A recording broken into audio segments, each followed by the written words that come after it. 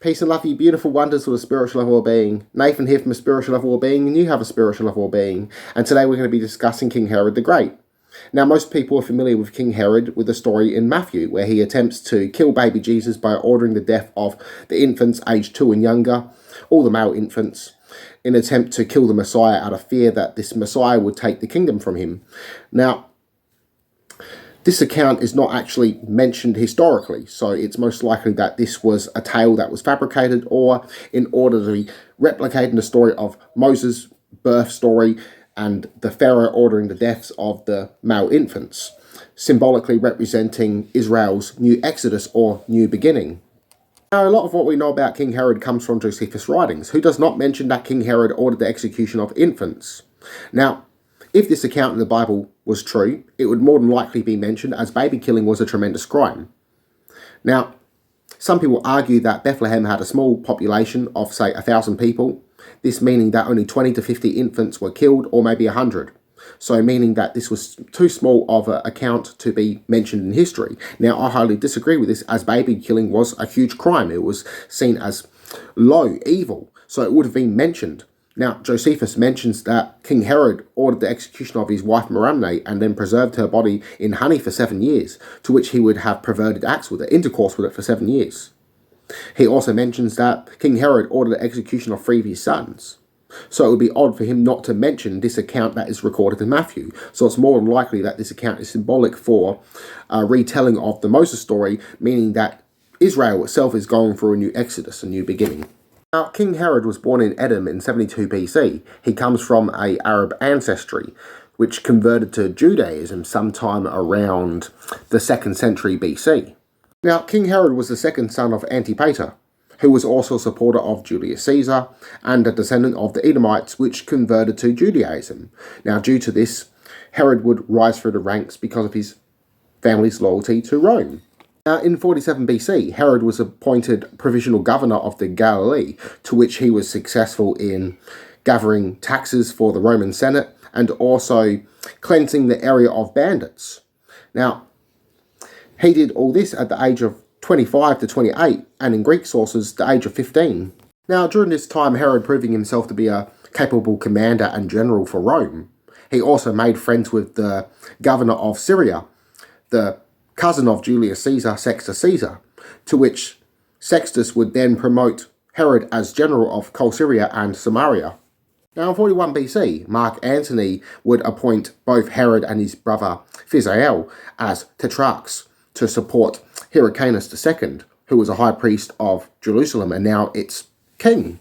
Now, a year later, in 40 BC, Antigonus, who was Hyrcanus' nephew, would usurp the throne, to which Herod would then flee to Rome to seek support and to gain a Roman army in order to return Hyrcanus to the throne. However, with Mark Antony's support, he was able to persuade the Senate in order to make him king of Judea, and from which he would return with a Roman army to then reconquer Judea in his name.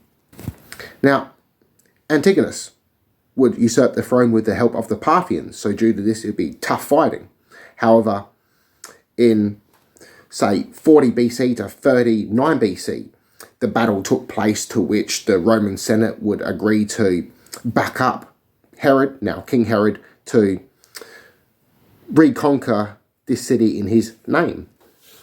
Now, during 37 BC, the city was recaptured, to which Herod would then bribe Mark Antony in order to execute its previous king, Antigonus. Now, during the end of the conflict, Herod would take on a second wife. He would take on the granddaughter of the previous ruler, Hyrcanus' granddaughter, Mariamne, to which this would be Antigonus' niece. Now, this in turn would establish his claim to the throne, as this would be in turn taking on the old royal dynasty, which the Jewish people would see as the more legitimate rule, as they were full Jewish, as they viewed King Herod as not only a puppet king to Rome, but half Jewish. Now, after King Herod married Mariamne, he would then banish and divorce his first wife, including banishing his firstborn child with his first wife, Antipater. Now, he did this in order to gain popularity with the Jewish nobles, as he now married Merimne, his second wife, which their children would be recognised as the legitimate heirs. Now, Josephus writes that King Herod ruled for 37 years, 34 years after recapturing Jerusalem. Now, he also states that King Herod was a notable warrior, skilled with both the bow and the javelin, that he was a skilled tactician and general, winning many battles. Now, it was also stated that he was bold, so bold that in fact when Mark Antony lost the battle, and though King Herod joined Mark Antony in his fight against Augustus, he didn't go to Augustus begging for his life and forgiveness, but rather he stated that he was so loyal that he would still fight Augustus, knowing that he would lose out of loyalty, and that Augustus would need this upcoming loyalty. So Augustus rewarded him with lands.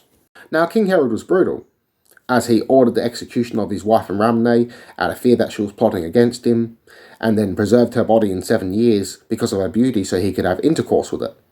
He also executed both their sons. He also executed his eldest son for an assassination attempt against him. Now, because of this reason, Augustus Caesar is said to have stated that it was better to be Herod's pig than his son.